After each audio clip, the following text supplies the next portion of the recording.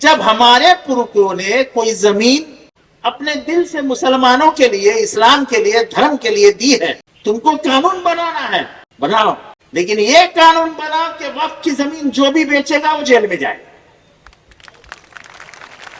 लेकिन ये कानून मत बनाओ कि सरकार वक्फ की जमीन बेचेगी, वो तुम्हारे बाप की जमीन नहीं, हमारे पुरखों की नहीं। और ये हिंदू मुसलमान का कुछ लेना देना नहीं है इसमें, ये सीधा सीधा दस्तूर पे हमला कि शाहजहां के जमाने में अगर कोई मस्जिद बनी है तो पेपर के आप शाहजहां से मांगने जावे क्या। लेकिन ये कानून डॉक्टर बाबा साहब अंबेडकर के दस्तूर के खिलाफ है, लड़ाई दस्तूर बचाने की है। वक्फ बिल जो बीजेपी और उसके दोस्तों ने पास करवाया है, जो जुल्म और जबरदस्ती का नमूना, उसका विरोध करने के लिए हम एक हुए।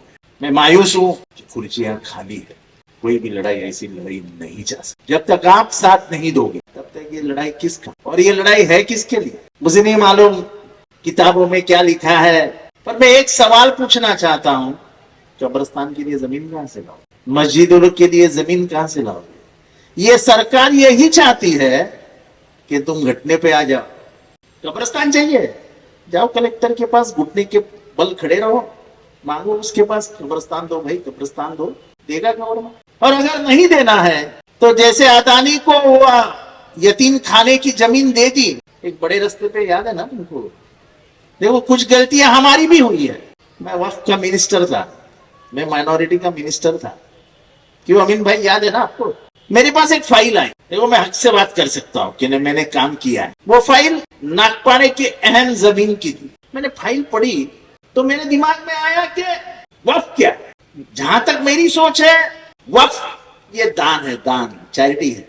और वंस एक बार तुमने दान कर दिया तो वापस लेने का हक तो तुमको किसी को भी नहीं है। जैसे महाभारत में है कि कर्ण को बचाने के लिए भगवान ने उसको कुंडल दिया था यहाँ पे, तो उसके शरीर को कोई छेद नहीं सकता था, तो भगवान ने खुद जाके उसको दान मांगा कि मेरे कुंडल दे दे, तो उसने कुंडल निकाल के दे दी, वापस नहीं ले सका और मौत को बुलावा दे दी। तो दान एक ऐसी चीज है जो दी जाती है, वो वापस नहीं दी जाती।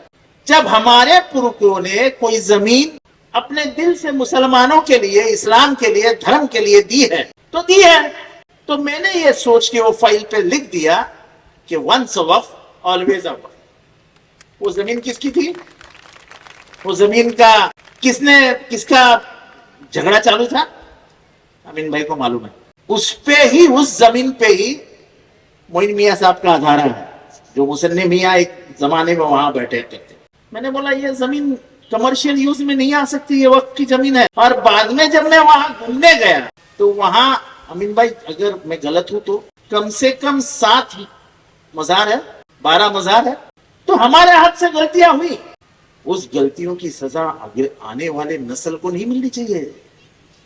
तुमको कानून बनाना है, बनाओ, लेकिन ये कानून बनाओ कि वक्फ की जमीन जो भी बेचेगा वो जेल में जाए। लेकिन ये कानून मत बनाओ कि सरकार वक्फ की जमीन बेचेगी, वो तुम्हारे बाप की जमीन नहीं, हमारे पुरखों की नहीं। और ये हिंदू मुसलमान का कुछ लेना देना नहीं है इसमें, ये सीधा सीधा दस्तूर पे हमला। डॉक्टर बाबा साहब अम्बेडकर आर्टिकल 19 के तहत ये कहते हैं कि आपको धर्म की आजादी है, फ्रीडम ऑफ रिलीजन है, तो है। इस्लाम में कहा जाता है कि वक्फ की जमीन का इस्तेमाल सिर्फ इस्लाम के लिए होगा, धर्म के लिए होगा। वहां पे कब्रिस्तान बनेंगे, वहां पे मस्जिदें बनेगी, वहां पे तालीम के लिए अदारे बनेंगे, मदरसे बनेंगे, क्यों नहीं बनेंगे, बनेंगे, हमारा हक है। आप क्या करना चाहते हैं, आप कौन से जमीन की बात करते हैं, मस्जिद के। अरे दिल्ली में जो सबसे बड़ी बड़ी जमीनें हैं जो खुली दिखती है वो किसकी है, हुमायूं का मकबरा जिस जगह पे है उसके बाजू में 17 एकड़ की जमीन है, वो किसकी है, वो जमीन वक्फ की जमीन है। इनकी नजर उन सब बड़ी जमीनों के ऊपर है। सरकार क्या सौदा कर रही है क्या, सरकार सब जमीनें बेचनी चाहती है, आपको मालूम नहीं है। जब ये सब चालू था तब आरएसएस का जो मुखपत्र है, जिसको ऑर्गेनाइजर कहते हैं, उस ऑर्गेनाइजर में एक लिख के आया कि जितनी बड़ी जमीनें मुसलमानों की है उससे बड़ी जमीनें क्रिश्चियनों की है।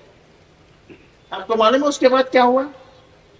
24 घंटे के अंदर वो पूरा ऑर्गेनाइजर का जो किताब छप के आया था वो वापस ले लिया, क्योंकि दुनिया से दबाव आया कि आप ये नहीं कर पाओगे। हम दबाव डालने में कम गिरते हैं, क्योंकि हमारे लोग जब अपने खुद पे आ रहा है तब बाहर नहीं निकलने वाले, तो कब निकलेंगे? बात सुप्रीम कोर्ट की हो रही थी, किसी ने बताया कि सुप्रीम कोर्ट में कहा गया कि ये लाइव मत दिखाओ। आपको मालूम है सुप्रीम कोर्ट में his lordship justice Sanjay Khanna को तुषार मेहता ये कहते हैं कि Tushar ji, your lordship please don't intervene. किसको कहते हैं? सुप्रीम कोर्ट के चीफ जस्टिस को, कि आप बीच में मत आइए, आप झगड़ा लगाने का काम कर रहे हो। सुप्रीम कोर्ट के जज ने क्या पूछा कि शाहजहां के जमाने में अगर कोई मस्जिद बनी है तो पेपर क्या आप शाहजहां से मांगने जावे क्या? क्या गलत कहा? अरे जो मस्जिदें 500, 700, 800 साल, 400 साल पहले बनी है, उसके कागजात कहां से लाए? कहां से उसका लीज एग्रीमेंट लाए? और इसीलिए ये लड़ाई जितनी समझते हो उतनी आसान नहीं है। मुझे मालूम नहीं सुप्रीम कोर्ट क्या करेगी, लेकिन मैं एक नमूना बताता हूं। आपने निशिकांत दुबे का नाम सुना है? सुना है क्या? बीजेपी की जो सोच लोकसभा में लगता है उसका नाम है निशिकांत दुबे। अमीन भाई, रईस भाई, उसने क्या कहा मालूम? उसने कहा कि संजीव खन्ना, यानी चीफ जस्टिस के बारे में वो कहता है कि संजीव खन्ना जो बयान ऊपर बैठ के कर रहे हैं, इस देश में वो सिविल वॉर लगाना चाहते हैं। मैं इस बात को ये नहीं कहता हूं कि उनके दिल में क्या था, लेकिन उनके दिमाग में ये जरूर था कि सुप्रीम कोर्ट वैसी ही चाल चलनी चाहिए जैसे सरकार को चलनी है। क्योंकि सुप्रीम कोर्ट का एक हक है जिसको हम जुडिशियल रिव्यू कहते हैं। लोकसभा में पारित हुई कोई भी चीज सुप्रीम कोर्ट रिव्यू कर सकती है, वो सुप्रीम कोर्ट कर रही है। आप उनको प्रेशर क्यों डाल रहे हैं कि तुम हमारी ही चाल चलो? तो ये जो कानून आ रहा है ये कोई इस्लाम के खिलाफ है, लेकिन ये कानून डॉक्टर बाबा साहब अंबेडकर के दस्तूर के खिलाफ है। लड़ाई दस्तूर बचाने की है और हम दस्तूर बचाने निकली हैं। चलो हम साथ मिलके एक होके चले। हम दस्तूर बचाने निकले हैं, हम दस्तूर